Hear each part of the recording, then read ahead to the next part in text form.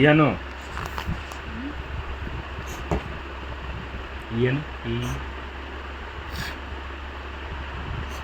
తిను. ఇంకో పీస్ తీసుకో ఫాస్ట్గా.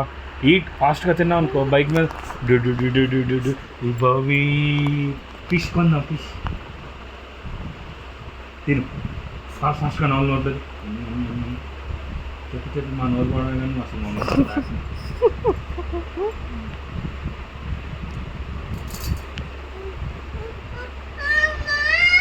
సరే అయితే ఫోన్లో సెట్ ప్రాపర్.